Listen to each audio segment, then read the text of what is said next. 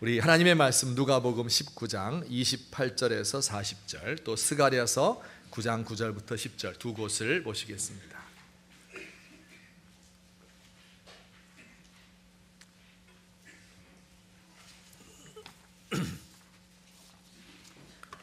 누가복음 19장 28절로 40절 우리 한 절씩 교독하겠습니다. 예수께서 이 말씀을 하시고 예루살렘을 향하여 앞서서 가시더라.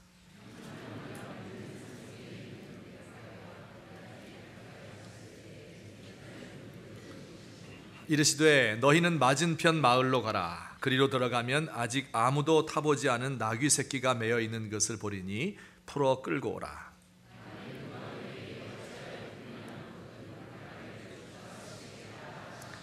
보내심을 받은 자들이 가서 그 말씀하신 대로 만난지라.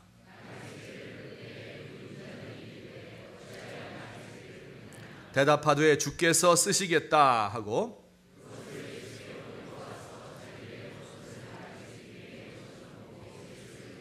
가실 때에 그들이 자기의 겉옷을 길에 펴더라.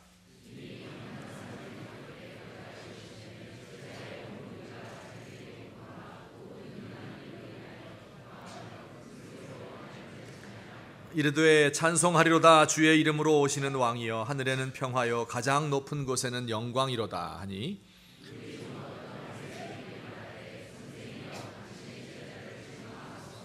같이 봅니다. 대답하여 이르시되 내가 너희에게 말하노니 만일 이 사람들이 침묵하면 돌들이 소리 지르리라 하시니라. 아멘. 스가랴서 9장 9절과 10절 두 절 말씀을 함께 한 목소리로 읽겠습니다. 시작.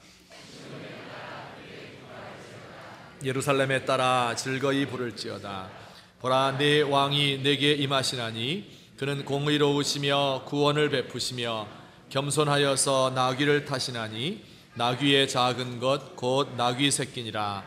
내가 에브라임의 병거와 예루살렘의 말을 끊겠고 전쟁하는 활도 끊으리니 그가 이방 사람에게 화평을 전할 것이요 그의 통치는 바다에서 바다까지 이르고 유브라데 강에서 땅끝까지 이르리라. 아멘. 오늘 우리 종려주일을 맞이하여서 우리 예수님께서 십자가에 죽으시기 전 나귀를 타고 예루살렘에 입성하신 것을 기념하며 종려주일의 의미를 함께 살펴보고자 합니다. 예수님이 나귀 새끼를 타고 예루살렘으로 입성하셨습니다. 많은 사람들이 예수님이 들어오신다는 소식을 듣고 구름대같이 몰려 나왔습니다. 이미 예수님은 전국적으로 널리 그 명성이 퍼져 있었죠. 병을 고치고 죽은 사람을 살리고, 그리고 떡 5개로 5,000명을 먹였다, 바람과 바다를 잔잔케 하는 놀라운 기적을 행했다 하는 이런 소문이 사람들에게 다 이미 퍼져 있었던 겁니다.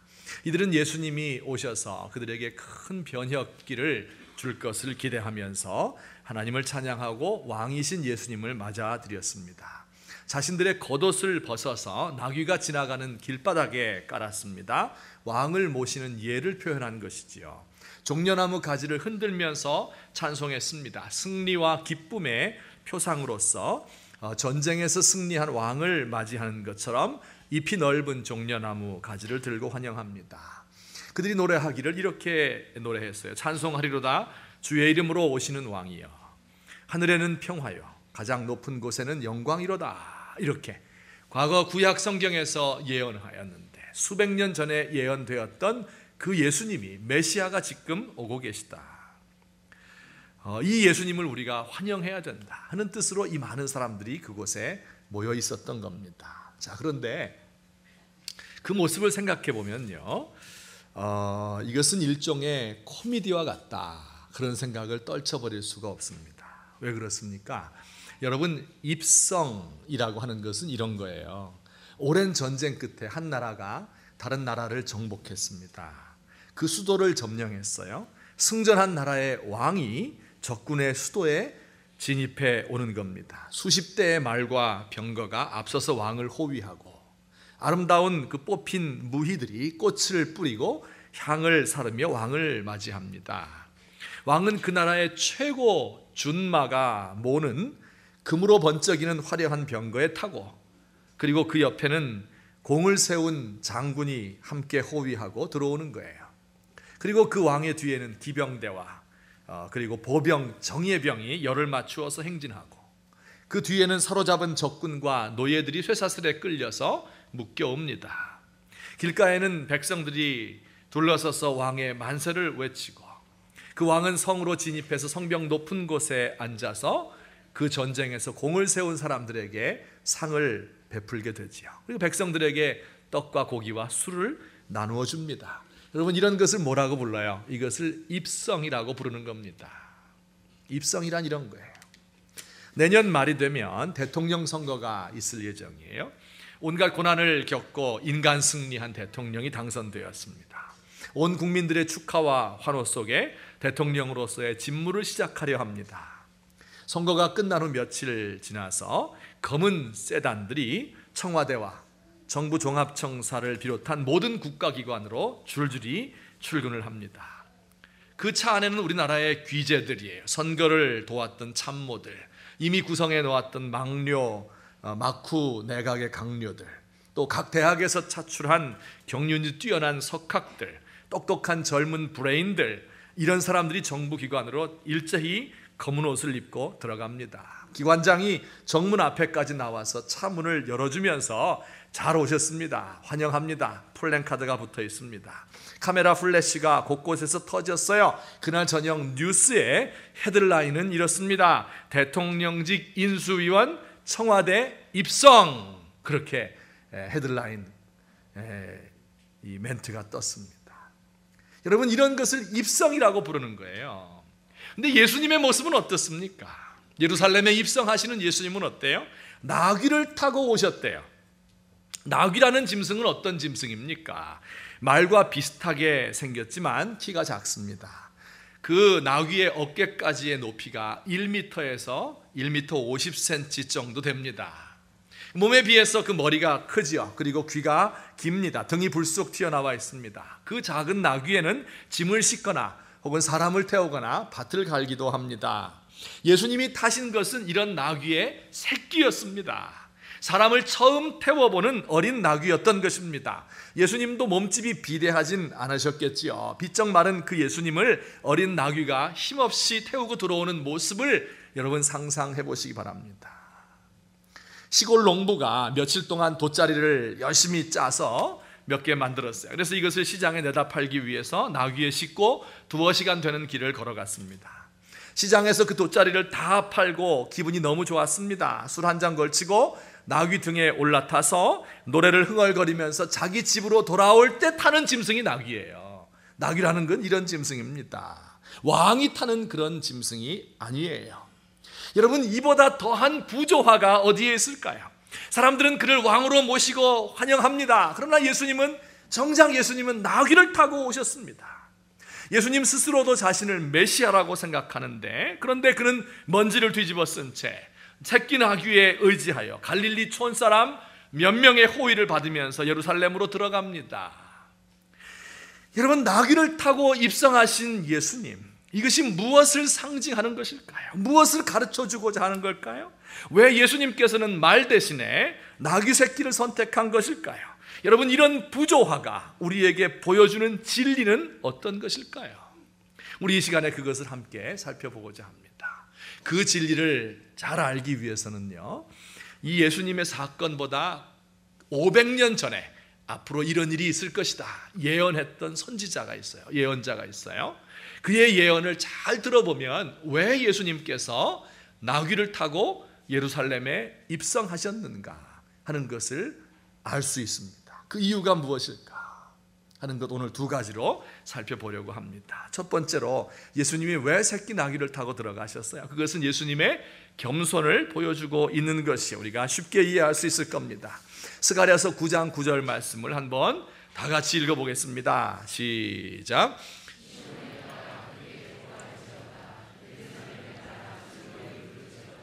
보라, 내 왕이 내게 임하시나니 그는 공의로우시며 구원을 베푸시며 겸손하여서 나귀를 타시나니 나귀의 작은 것 곧 나귀 새끼니라. 이 500년 전에 예언된 스가랴서에 나오는 이야기예요.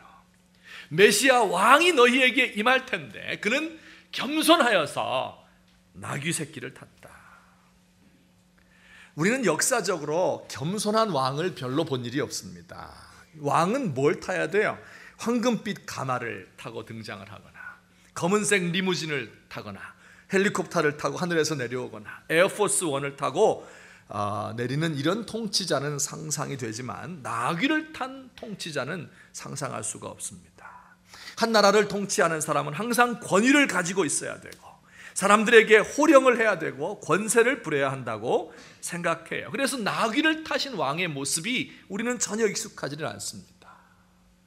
물론 역사적으로 보면 겸손한 왕도 없지 않아 있었습니다. 제가 구약 성경을 쭉 읽다가 성경에 나오는 그 모든 왕들 중에서 제일 겸손한 왕이 누구였을까? 이것을 생각해 보았어요. 그랬더니 제 머릿속에 한 사람이 떠올랐습니다. 그는 바로 놀랍게도 왕자 압살롬이었습니다. 여러분, 압살롬 누군지 아세요? 압살롬 혹시 기억해요? 압살롬 언제 나왔어요?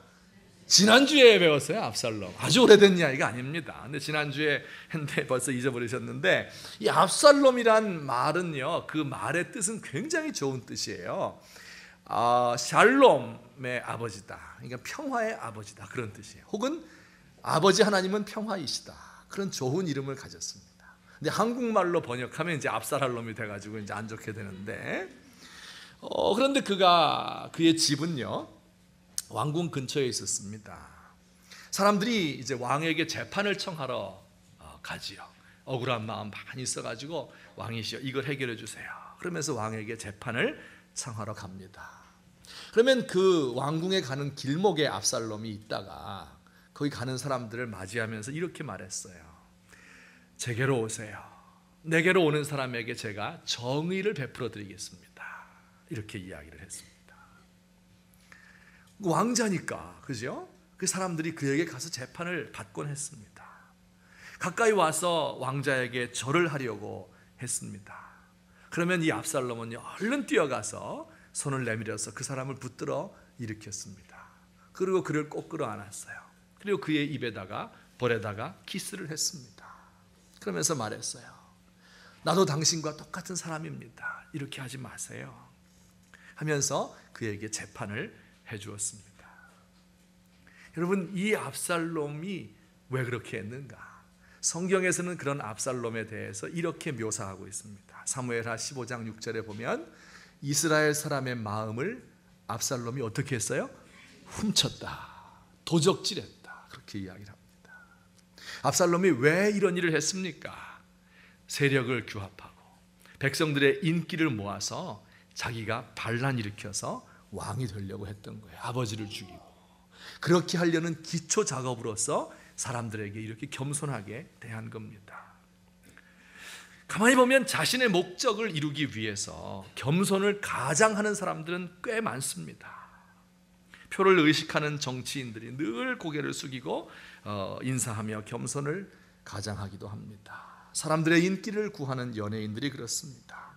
때로 학생들의 인기를 얻기 위해서 점수도 잘 주고 교수님들이, 그리고 자극적인 말을 하고 이렇게 하는 사람들도 꽤 있습니다. 사람들에게 칭찬을 얻기 위해서 굉장히 겸손한 척하는 그런 목회자들도 있는 모양입니다.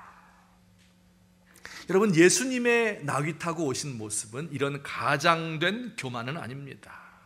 겸손을 가장한 오만이 아니었습니다. 겸손하게 나귀를 타고 오신 예수님은 누구나 그에게 다가갈 수가 있었어요. 말 탄 사람에게 다가가면 어떻게 되겠습니까? 그 말이 뒷발로 뻥 차버리면은 그러면 다칠 수밖에 없어요. 그러나 예수님, 나귀 타신 예수님에게는요, 누구나 다가갈 수 있어요. 비서도 필요 없고 어포인먼트도 필요 없습니다. 그에게 다가간 사람들은요, 주로 환자들이었어요. 귀신 들린 사람들이었습니다. 죄인들이었고 낮은 사람들이었고 창기들이었고 정말 그 사회에서 쓸모없는 그런 사람들이었어요. 그런데 그들이 모두 예수님에게 갔습니다. 그리고 예수님은 한 번도 그들을 거절하지 않았습니다. 내가 피곤하다, 다음에 와라, 그런 이야기 하지 않았습니다. 내가 너를 도무지 알지 못한다, 그렇게 말하지 않았습니다. 모든 사정을 다 들어주었습니다. 여러분, 나귀 탄 사람에게 가지 못할 사람이 어디 있겠습니까? 못할 말이 뭐가 있겠어요? 모든 문제를 해결해 주시고 우리의 삶의 문제를 가르쳐 주셨습니다. 제가 이 말씀 준비하면서요, 이런 상상 속에, 환상 속에서 한 주간을 보내었습니다.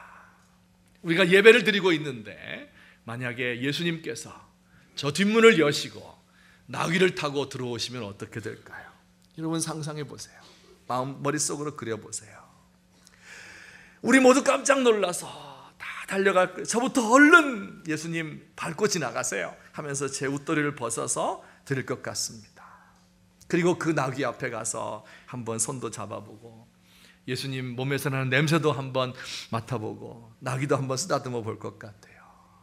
예수님 어서 오세요. 너무 반갑습니다. 정말 뵙고 싶었어요. 이리로 올라오세요. 한 말씀 해주세요. 예수님이 지금 우리 교회로 들어오신 겁니다. 근데 그 예수님을 보면서 제 마음속에 들게 되는 맨 처음 감정은 아마도 미안한 마음, 그리고 송구스러운 마음일 것 같습니다. 예수님은 이 땅에 계실 때 하나님의 아들이셨는데 그분은 나귀 타고 다녔는데 보통은 걸어 다녔어요. 그리고 예루살렘 입성할 때 나귀 타고 오셨습니다. 그런데 저는 예수님 때문에 그랜저 타고 다니네요 이러면서 미안할 것 같아요. 예수님 덕분에 잘 살고 사람들에게 존경과 높임을 받고 예수님이 설교할 때 강대상에서 설교한 적이 없어요. 근데 저는 높은 강대상에서 설교하는 것이 너무 미안할 것 같아요. 오늘 우리 종교가 권력의 일종이 되어버리고 성직자가 특권층이 된 것을 죄송스럽게 생각할 것 같아요. 많은 사람들이 하나님의 명예를 생각하지 않고 내 명예를 생각하고 하나님의 교회와 어찌 되든지 상관하지 않고 그리고 하나님의 교회를 가르는 이와 같은 교회의 한국교회의 일원이 된 것을 너무 미안해할 것 같습니다. 미국의 청교도 중에 코튼 매더라는 사람이 있었습니다. 그가 이런 명언을 남겼어요. 경건은 풍요를 낳았고 그런데 그 딸은 어머니를 잡아먹었다. 이게 무슨 뜻입니까? 경건하게 하나님 믿는 사람들은 어때요? 열심히 살지요. 근면하게 살지요. 절약하며 살지요. 술, 담배 안 하지요. 이렇게 되면 물질을 잘 모을 수 있게 돼요. 자녀들을 말씀으로 양육하죠. 좋은 교육을 시키게 됩니다. 그러면 내 때에 가서 부자가 되든지 아니면 내 다음 때에 가서는 반드시 부자가 돼요. 이게 바로 경건은 풍요를 낳았다 하는 말의 뜻입니다. 한 집안도 마찬가지고 사회도 마찬가지예요. 예수 믿는 사람들이 많아지면 그 사회는 죄 짓는데, 감옥 짓는데, 경찰 늘리는데 돈을 쓰지 않습니다. 사회적 비용이 줄어들어서 자연히 부강한 나라가 될 수밖에 없습니다. 그런데 그렇게 풍요롭고 부강한 나라가 되면 그 다음에 무슨 일이 일어나요? 이번에는 그 딸인 풍요가 어미인 경건을 잡아먹어 버립니다. 그 풍요의 근원을 잘라버리는 겁니다. 오늘 우리 조국의 교회가 이런 꼴이 된 것 같아요. 가난하고 교회가 어렵고 성직자들이 가난했을 때는 존경받고 기도했습니다. 그런데 풍요롭게 되면서 배부르고 등이 따숩게 되면서 간절한 기도를 드리지 못하고 그리고 그 간절한 기도를 드릴 필요도 없게 된 것 같습니다. 여러분, 이 예수님의 모습을 생각하면서 제 마음의 미안한 모습과 더불어서 마음과 더불어서 그 예수님을 정말 환영하고 싶은 마음이 있을 거예요. 그래요, 우리가 이렇게 죄인이고 이렇게 힘든 삶을, 이렇게 고통스러운 삶을 살고 있고 내 어깨 위에 많은 짐이 지워져 있는데 그 예수님이 오시면 제 이야기를 다 알 것 같아요. 제 속에 이런 아픔이 있습니다. 저에게 이런 고치지 못하는 질병이 있습니다. 제 마음이 이렇습니다. 지금 제 형편이 이렇습니다. 그 예수님 앞에 다가가서 못할 말이 어디 있겠습니까? 오늘 여러분이 이 예수님이 예루살렘으로 입성하신 그 예수님께서, 나귀 타고 오신 그 예수님께서 오늘 저와 여러분의 마음속으로 입성해 들어오고 계신 겁니다. 오늘 이 교회 가운데 걸어 들어오고 계신 겁니다. 우리가 우리의 양복을 다 벗어서 그분의 발 앞에 깔아드리고 호산나 찬송합니다. 주의 이름으로 오시는 왕이여 기뻐합니다. 겸손하신 그분을 맞아드리고 그리고 그분 앞에서 정말 미안합니다. 하지만 우리 주님 앞에 나아가서 제 마음에 있는 말을 다 하고 그리고 제 상처를 치유해 주옵소서 이렇게 이야기하며 고침 받으시는 저와 여러분 되시기를 우리 주님의 이름으로 축원합니다. 아멘. 두 번째로 예수님께서 왜 나귀를 타고 오셨을까? 그 이유가 무엇일까요? 역시 스가랴서 9장 10절 말씀을 우리 한번 읽어보겠습니다. 9장 10절 다 같이 시작.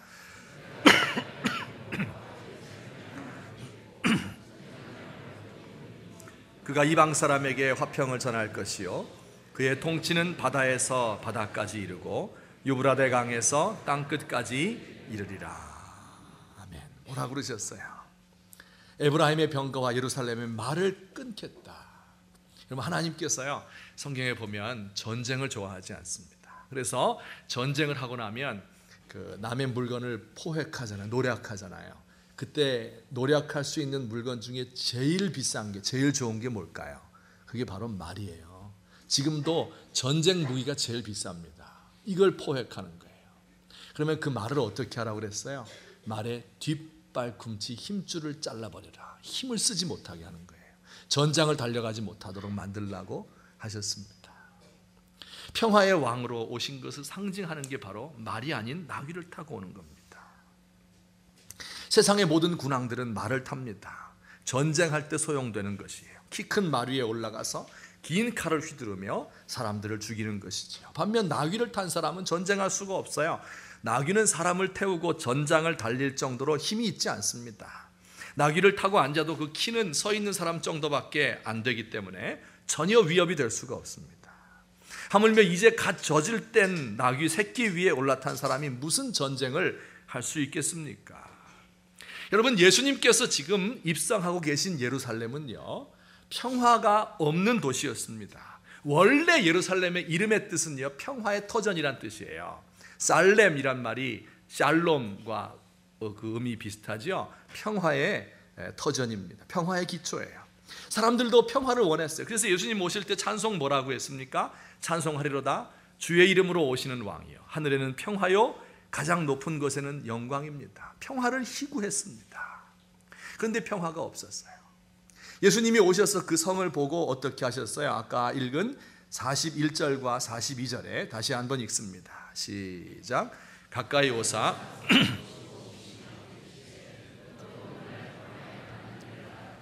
좋을 뻔하였거니와 지금 내 눈에 숨겨졌도다.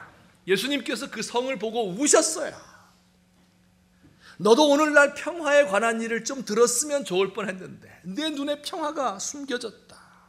왜 우셨을까요? 그 안에 온갖 갈등이 다 벌어지고 있었어요.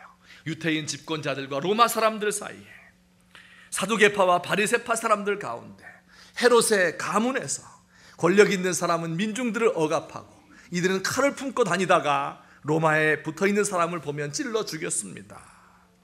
그리고 더욱더 중요한 것은 앞으로 한 세대가 지나면 유대 나라는 로마에 완전히 멸망을 당하게 되는 거예요. 예수님이 그것을 내다보시면서 너무 불쌍해서 울면서 이 성에 평화가 없다. 평화를 이렇게 추구하는 사람들인데 평화가 없구나. 이렇게 하며 탄식을 하셨습니다. 여러분, 지금 우리가 평화로운 시대에 살고 있는 것 같습니까? 어떤 청년 한 사람이 요즘 세상에 되는 일이 없잖아요. 그래서 너무 갈등을 하고 힘이 들었습니다. 그래서 이제 고민을 했어요. 도대체 삶의 의미가 무엇이냐, 삶이란 무엇이냐 하면서 깊은 고민 가운데 빠져들었어요. 몇 달 동안 고민을 했는데 답이 나오지 않습니다. 머리가 너무 무거웠어요. 그래서 좀 여행을 하면서 머리를 식혀야 되겠다 하고 기차를 타고 서해안 쪽으로 여행을 떠났는데 여행을 가는 기차 속에서 이 사람이 해답을 얻은 거예요. 어떻게 얻었는가? 기차를 타고 가다 보면 이제 그 중간에 카트를 끌고 다니면서 물건 파는 사람들이 있잖아요. 그 사람이 이렇게 말을 했어요. 삶은 계란이요. 이렇게 얘기를 했어요. 그래서 그 이야기를 듣고 깨달았습니다. 삶은 계란이구나. 이렇게 깨달았어요. 아직도 모르시는 분들이 있는가? 집에 가서 생각해. 근데 생각해 보니까 정말 우리 삶은 계란인 것 같아요. 전쟁과 갈등과 분열의 이 마귀의 영이 우리나라를 감싸고 있는 것 같아요. 우리의 삶은 정말 깨지기 쉬운 그런 삶이에요. 지난 몇 해 동안 우리 한반도가 급속하게 전쟁의 위협이 가장 높은 곳으로 변하고 말았습니다. 북한 핵 문제가 어디로 튈지 모르잖아요. 리비아 사태 때문에 우리 민주화 일어나서 좋은가 보다, 회교권에게도 복음이 들어가나 보다 이렇게 생각했는데 엉뚱하게도 북한이 이거 봐라, 미국이 리비아에서 핵을 포기하게 만들더니 이제는 폭격을 했구나, 우린 절대로 포기 못한다, 이렇게 울고 싶었는데 꼬집어준 그런 격이 되었습니다. 일본의 지진과 쓰나미로 제가 몇 주 전에 설교했죠. 한중일 삼국이 정말 평화롭게 서로 도와주고 대화가 오갈 것을, 고맙습니다, 이것을 기대했는데 이거 시간이 지나면서 보니까 일본은 가까이 하기엔 너무 먼 당신인 것 같습니다. 국내에서도 이제 내년 앞으로 총선 대선이 다가왔는데 이거 이제 한번 하면 한판 붙는 겁니다. 그러면 온 나라가 난리가 나겠지요. 얼마나 시끄러울까요? 학교에 가면 힘센 아이들이 동급생, 하급생 돈을 빼앗고 선생님과 학생들이 막 머리끄댕이 쥐어잡고 흔들고, 대학에 가면 친구들과 경쟁하느라고 소리 없는 전쟁이요, 가정에선 가정폭력, 직장에선 서로 밀려나지 않기 위해서, 교회에서까지도 막 부목사가 막 목사 막 잡고 막 이렇게 하는, 얼마나 무서운지 몰라요. TV를 켜면 드라마를 보고 하면은, 뉴스를 보면 온갖 가운데서 난리가 났습니다. 인터넷을 열어보세요. 서로 비방하느라고 정말 힘듭니다. 이런 그 전쟁과 다툼의 영이 우리나라를 감싸고 있는 것 같아요. 근데 여러분, 예수님께서요 바로 이런 곳으로 나귀를 타고 들어가셨어요. 아니, 이렇게 한가한 양반이 있나? 거기로 나귀 타고 들어가면, 그 전쟁터 속으로 들어가면 무슨 일이 벌어지겠습니까? 말할 필요도 없어요. 그걸 가만 놔둡니까? 짓밟아 버리는 거예요. 말 탄 사람들이 와서 군홧발로 짓밟아 버렸어요. 예수님 한마디 대꾸도 못하고 십자가에 죽어 버렸습니다. 여러분, 그러나 우리가 기억해야 될 것이 있어요. 예수님은요 지금 예루살렘에 입성을 하는데 나귀를 타신 예수님의 모습인데, 그분의 신분은 왕이었습니다. 이것을 기억해야 돼요. 겉보기에는 초라한 늙은이 촌사람 같아 보였지만은 그의 신분이 왕이었단 말이에요. 그곳에 가서 그가 짓밟혀서 죽임을 당한 것 같지만, 그러나 부활하셔서 사람들이 그렇게도 원하던 평화를 그 가운데 심어주셨습니다. 바로 교회를 세운 겁니다. 너도 오늘날 평화에 관한 일을 알았다면 좋을 뻔하였거니와 지금 내 눈에 숨기워졌다 라고 했던 그 숨기워졌던 평화를 예수님이 드러내어 보여주셨습니다. 예루살렘 초대교회의 모습이 예수님이 세우신 공동체, 평화를 실현하는 그런 공동체였습니다. 사람들 간의 경쟁이 없어졌어요. 다툼과 갈등이 없습니다. 자기 물건을 제 것이라 하는 사람이 없을 정도로 이렇게 평등하고 이렇게 서로 사랑하는 그런 모습을 보게 됩니다. 평화의 강물이 흘러넘치는 그런 곳이 되었어요. 여러분, 예루살렘이 어떤 곳이에요? 겉으로 볼 때는 그 전쟁과 갈등과 암투와 서로 죽고 죽이는 거예요. 앞으로 그곳은 전쟁이 일어나서 다 멸망할 곳이에요. 그런데 그 한복판에 예수님께서 교회를 세운 거예요. 그리고 그곳으로부터 출발해서 평화가 시작되도록 만들어주신 겁니다. 이게 예수님께서 예루살렘에서 하기 위해서 성으로 들어가신 이유인 것입니다. 우리 사랑하는 성도님들, 이 평화를 우리 마음속에 간직해야 될 것입니다. 예수님께서 우리에게 주신 이 평화가 우리에게 흘러넘쳐서, 그래서 우리의 이웃들에게까지 가는 겁니다. 제가 지난 주간에 우리 교수님들 몇 분하고 대화를 했습니다. 신학자들이 모이면 무슨 대화를 할까요? 그 대화의 내용이 이런 것이었어요. 내용이 아주 별것 아닙니다. 여러분, 시집살이를 되게 한 며느리가 나중에 시어머니 되면 어떻게 돼요? 더 되게 시킨다. 또 군대에서 신인병 때 기합받고 아주 갈굼을 많이 당한 사람이 나중에 고참되면 더 괴롭히는 사람이 돼요. 또 교수님들 가운데 가만히 보니까 외국 가서 공부하느라고 엄청나게 고생한 사람이 오면 대학원생 막 괴롭히는 거예요. 근데 다 그런 건 아니지요. 어떤 사람은 그와 반대로 내가 시집 와서 너무 고생했는데 지금 지나고 보니까 뭘 그렇게 고생을 시켰냐, 그렇게 할 필요 왜 있어 하면서 며느리의 마음을 이해해요. 그래서 그의 마음을 헤아려 줍니다. 군대 가서 고참이 되었는데 2년 전 3년 전 생각해 보니까 얼마나 힘들었을까 기억하면서 신참병들을 잘 돌보아주는 사람도 있어요. 그렇죠? 여러분, 이 차이가 어디서 난 걸까요? 똑같은 사람이에요. 다 고생했어요. 그런데 어떤 사람은 그 고생 끝에 이걸 더 갚아줘야지 하면서 더 악랄하게 하는 사람이 있고, 어떤 사람은 다 이해하면서 편안하게 대해주는 사람이 있어요. 그 차이가 어디서 날까요? 여러분, 이런 대화를 한 적이 있습니다. 대화가 잘 결론이 안 나왔어요. 그래서 제가 집에 와서 일주일 동안 생각을 깊이 해봤습니다. 도대체 그 차이가 어디서 나는 것일까 생각해 봤더니 이런 겁니다. 여러분, 그 고생한 사람이 그 고생한 것을 보상받을 정도로 풍성하게 상을 얻게 되면 그 고생을 잊어버려요.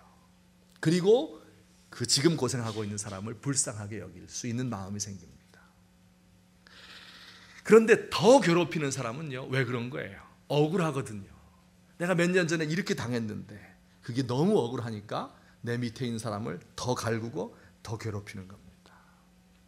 그러나 내가 더 큰 보상을 가진 사람, 마음이 넓어진 사람은요, 그 같은 고생을 하고 있는 사람을 보며 너털 웃음을 웃으면서 야, 그때 정말 괴로웠지 하면서 너그러워질 수 있는 마음이 생기는 겁니다.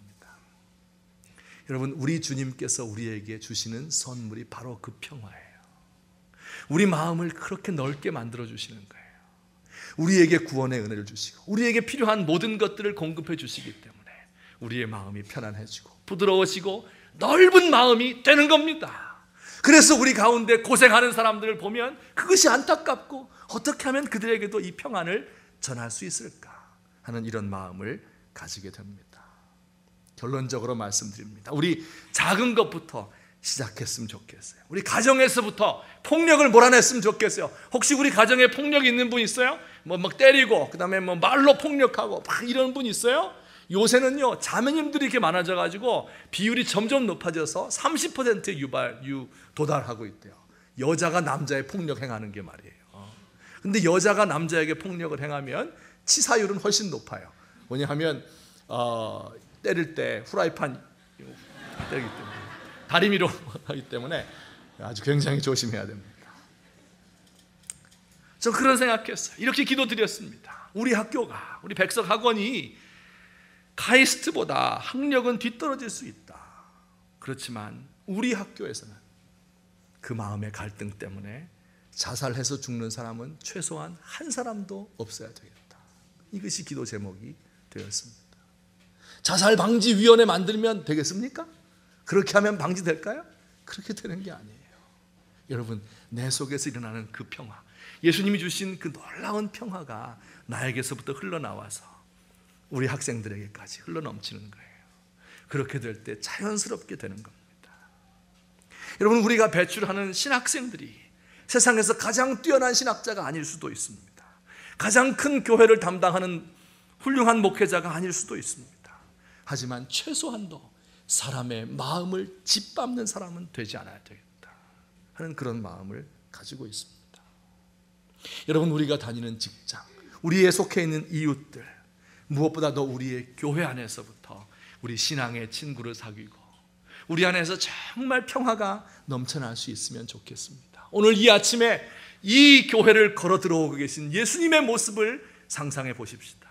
그 예수님께서 안으로는 겸손이요, 이것이 밖으로 표출된 것이 평화인데 그 평화의 왕이신 예수님을 마음속에 맞아들이면서 그 가운데서 진정한 기쁨을 누리시고 그 당시에 예수님을 찬송했던 그 어린아이들처럼 순수한 마음으로 그 예수님을 찬송하며 그 무리 속에서 그를 따라갈 수 있는 저와 여러분 되시기를 예수님의 이름으로 축원합니다. 아멘. 우리 같이 한번 기도하시겠습니다. 오늘 들으신 말씀을 생각하면서 예수님께서 어째서 나귀를 타고 입성하셨는가 우리가 생각해 보았습니다.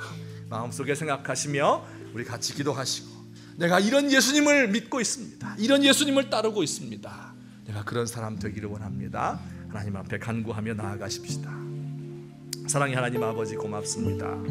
아버지 하나님, 오늘도 우리에게 이처럼 말씀을 허락해 주셨사오니 감사합니다. 하나님 아버지여, 주님께서 우리 가운데 함께 하시고, 아버지 하나님이여, 주께서 정말 원하시는 뜻이 무엇인지 제가 깨달아 알 수 있도록 하나님 도와주옵소서. 제가 하나님 앞에서 겸손한 종이 되게 하시고, 제가 하나님 앞에서 겸비한 사람 되게 하시고, 제가 우리 하나님 앞에서 평화를 이 땅 위에 실천하는 사람 될 수 있도록 하나님 아버지 인도하고 도와주옵소서. 우리의 삶이 정말 깨지기 쉬운 삶인데 하나님께서 우리 가운데 찾아오셔서 아버지 하나님이여, 우리 가운데 우리를 인도해 주시고 평화를 심어 주시고, 하나님 아버지여, 정말 겸비한 우리 주님을 따르는 그런 귀한 종들 되도록 하나님 아버지 인도하시고 도와주시옵소서. 하나님 아버지, 우리 가운데 주의 성령께서 역사하시고 인도해 주옵소서. 하나님 아버지, 우리 교회 가운데 들어오시는 우리의 삶 속에 입성하시는 예수님의 모습을 상상하며 주님을 따라갈 수 있는 귀한 종들 되도록 하나님 도와주시옵소서. 예수님의 이름으로 기도합니다. 사랑의 하나님 아버지, 우리 주님께서 나귀 새끼를 타고 예루살렘에 입성할 때에 어린아이들이 그를 환호하며 호산나 우리를 구원하소서 찬송한 것처럼, 오늘 저도 우리 성도들도 한 마음으로 주님을 우리의 삶 속에, 그리고 우리의 교회 가운데 모셔드립니다. 평화의 왕이신 주님, 겸손하신 그분께서 우리 속에 오셔서 우리를 다스리시며 우리에게 큰 기쁨과 행복을 허락하여 주옵소서. 예수님의 이름으로 기도하옵나이다. 아멘. 우리 이 시간에 찬송하시겠습니다. 오늘 부를 찬송은요, 종려주일에 부르는 찬송이에요.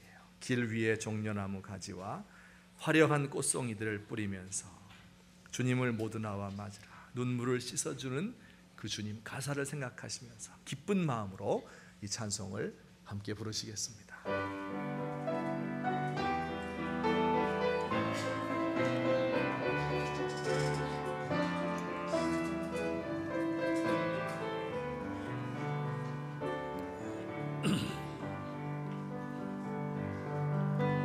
길 위에 종려나무 가지와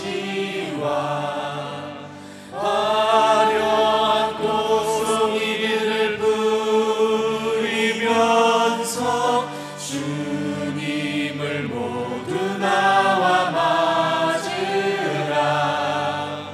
눈물을 씻어주는 주님을 찬미하세.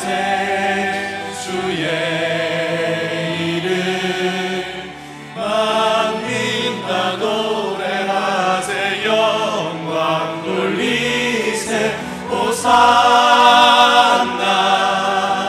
주 찬양해. 우리를 구하신 주의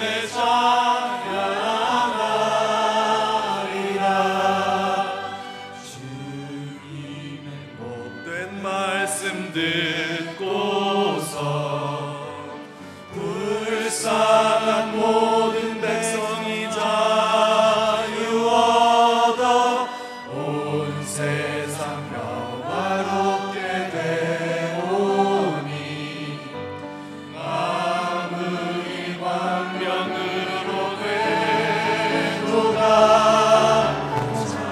찬미하세 주의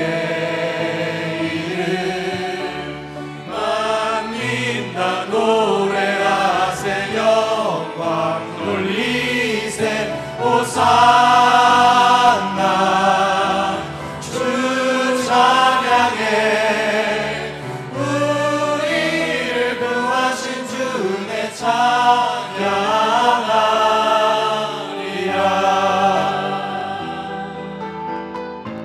우리 다 함께 일어나셔서 3절 부르시겠습니다. 오 복된 예루살렘 자녀들, 해방의 종이 울린다, 기뻐하여라. 오 복된 예루살렘 자녀들, 해방의 종이 울린다, 기뻐하라. 무한한 사랑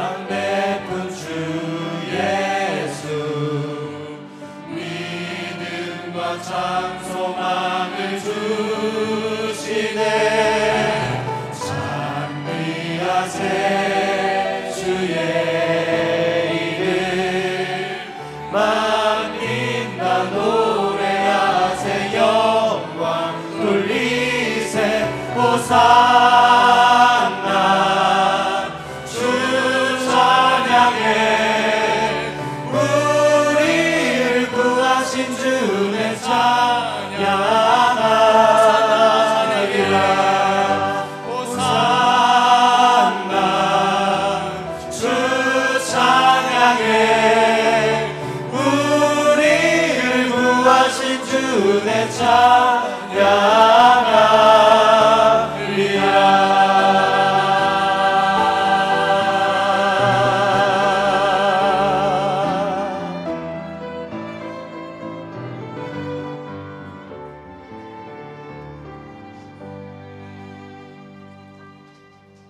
우리 주님 다시 한번 나귀 타고 우리 교회에 오시면, 우리 마음속에 오시면 우리의 겉옷을 벗어서 주님 타신 나귀 밟고 가도록 깔아드리고 싶습니다. 우리의 모든 노래를 다하여서 하나님을 찬송하고 싶습니다. 오 복된 예루살렘의 딸들아, 내게 왕이 임하는데 그는 구원과 정의를 베푸시는 분이고 겸손하여 나귀를 탄 분이다. 예루살렘의 딸들아 기뻐하라 노래한 것처럼 오늘 우리도 주님을 찬송하며 주께 경배합니다. 부디 우리의 삶 속에 들어오셔서 우리의 교회 속에 입성하셔서 평화의 왕이 되어 주시옵소서. 우리의 삶의 주인이 되어 주시옵소서. 겸비하게 주님을 따르는 사람들로 우리 주님 우리의 마음을 바꾸어 주시옵소서. 하나님 아버지, 오늘 우리가 하나님 앞에 예물 드렸는데 이 예물이 주님을 기쁘시게 하는 것 되게 하시고, 교만한 사람은 주님 앞에 나갈 수 없어요. 겸손한 사람만, 고개를 숙인 사람만 주 앞에 갈 수 있습니다. 우리 주님이여, 이 예물을 기쁘게 받으시옵고 우리의 삶과 우리의 자녀와 또한 우리의 모든 가정의 어려운 문제들도 주님께 맡기오니 주께서 해결하여 주시옵소서. 이제는 우리 주 예수 그리스도의 은혜와 하나님 아버지의 사랑과 성령님의 교통하심이, 오 복된 예루살렘의 딸들아, 내 왕이 내게 임한다 기뻐하라 찬양하며 주님을 맞이하는 주의 사랑하는 백성들 머리 위에, 그 가정과 사업과 하는 모든 범사 가운데 지금부터 영원토록 함께 계실지어다. 아멘.